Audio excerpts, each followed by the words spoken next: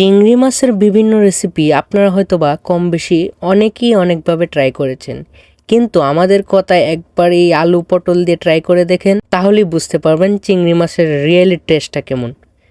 By the way, আমাদের channel ভাই ভাই রান্নাঘর, আর আজকের আমাদের রেসিপি আলু ও পটল দিয়ে চিংড়ি মাছের তরকারি। তো চিংড়ি মাছের তরকারিটা বানানোর জন্য আমরা চিংড়ি মাছটিকে বেসিক একটা ম্যারিনেশন করে নিচ্ছি হলুদ, লবণ ও তেল দিয়ে। তেলটা দেওয়া হয়েছে যেন মশলাগুলো চিংড়ি মাছের গায়ে ভালো করে ঢুকে যায়। তো আমরা এখানে ভালো করে ম্যারিনেশন করে নিচ্ছি, এটাকে রাখতে হবে না, যখন তখনই ভেজে নিব। তো আমরা এখানে ভেজে নিচ্ছি, আপনারা দেখতেই পাচ্ছেন। এটাকে খুব বেশি ভাজার ট্রাই করবেন না, কম করেই ভাজবেন। শুধু ভাজবেন হচ্ছে গিয়ে ভাজার একটা আলাদা ফ্লেভার আসে, আর হচ্ছে গিয়ে কালারটার জন্য। দেখতেই পাচ্ছেন কতটা সুন্দর কালার হয়েছে। ঠিক এই পর্যায়ে আমরা তুলে নেব। তুলে নিয়ে আমরা সেম তেলেই এবং দিয়ে দিব আলু। এই আলুগুলোকে আমরা 1/4 করে কেটে নিয়েছি, একটু বড় সাইজের আলু ছিল তাই। এখন আমরা এর মধ্যে দিয়ে দিচ্ছি হলুদ কালারের জন্য। আলুতে হলুদ দিলে কিন্তু জোস একটা কালার আসে। এই যে আপনারা দেখতেই পাচ্ছেন কতটা কড়া করে আমরা ভেজে নিয়েছি। এবং সেম তেলে আমরা পটলগুলোকে দিয়ে দিলাম। আমরা এখানে সব সবজিগুলোকেই ভেজে নিব, ভেজে নিলে অসাধারণ একটি টেস্ট চলে আসে।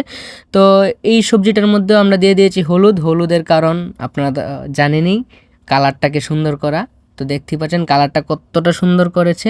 তো এখানে আমরা আরও তেল দিয়ে দিলাম কোটা কয়েকটা জিরা, তারপর দিয়ে দিলাম তেজপাতা। জিরা ও তেজপাতার পর যদি আপনারা শুকনো মরিচটা অ্যাড করেন তাহলেই বুঝতে পারবেন এটাতে আলাদা একটা টেস্ট চলে আসে। তো তারপর আমরা পেঁয়াজ কুচি দিয়ে দিয়েছি। আমরা এখানে 3টা মিডিয়াম সাইজের মতন পেঁয়াজ দিয়ে দিয়েছি। তারপর এখানে কিছুটা লবণ দিয়ে দিলাম। তারপর আমরা দিয়ে দিলাম পেঁয়াজের পেস্ট। আচ্ছা, আমরা এখানে কিন্তু পেঁয়াজ দুইভাবে ইউজ করেছি, আপনারাও কিন্তু দুইভাবে ইউজ করবেন। এই পেঁয়াজের কম্বিনেশনটা কিন্তু জোস লাগে। তো এখানে দিয়ে দিলাম আদা ও রসুন বাটা।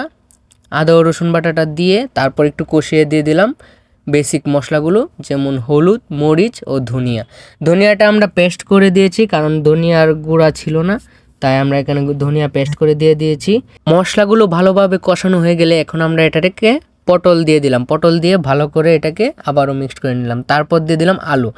এখানে একটা টিপস বলে রাখি, আমরা যখন পানি অ্যাড করব, পানি অ্যাড করার আগেই কিন্তু আমরা সবজিগুলো দিয়ে দিব, কারণ মশলাগুলো যেন সবজিগুলোর গায়ে ভালোভাবে অ্যাড হয় এবং দারুণ একটা টেস্ট আসে। তো আমরা এখানে 2 থেকে 2.5 মিনিট ভালো করে কুক করে নিয়েছিলাম। তারপর দিয়ে দিলাম পরিমাণ মতো পানি দিয়ে এটাকে ভালো করে মিক্সড করে নিচ্ছি। তারপর 1 থেকে 1.5 মিনিট বয়েল করার পর আমরা এখানে সবগুলো চিংড়ি মাছ দিয়ে দিচ্ছি। চিংড়ি মাছ দিয়ে এই সব পানিটাকে কিন্তু আমরা একদম বয়েল করে নেব ভালো করে। তো আপনারা দেখতে পাচ্ছেন লাস্ট স্টেজমেন্টে আমরা এখানে জিরার গুঁড়া দিয়ে দিচ্ছি। আচ্ছা, জিরার গুঁড়া বা জিরা পেস্ট যেটাই বলেন আপনারা, এটা কিন্তু সবসময় লাস্টে দেওয়ার ট্রাই করবেন, তাহলে এটা স্মেলটা বেশি থাকে আর কি। তারপর আমরা গোটা কয়েকটা কাঁচামরিচ দিয়ে দিচ্ছি ফ্লেভারের জন্য। কাঁচামরিচটা দিলে জোস একটা ফ্লেভার আসে। তারপর আপনারা অবশ্যই চেক করে দেখবেন লবণ হয়েছে কি না। আমরা চেক করে দেখছিলাম, একটু লবণ কম হয়েছিল, তারপর লবণ দিয়ে দিলাম। তো দেখতেই পাচ্ছেন কতটা জোস হয়েছে। ঠিক এভাবেই আপনারা বাসায় ট্রাই করে কমেন্টে জানাবেন কেমন হয়েছিল। ধন্যবাদ সবাইকে।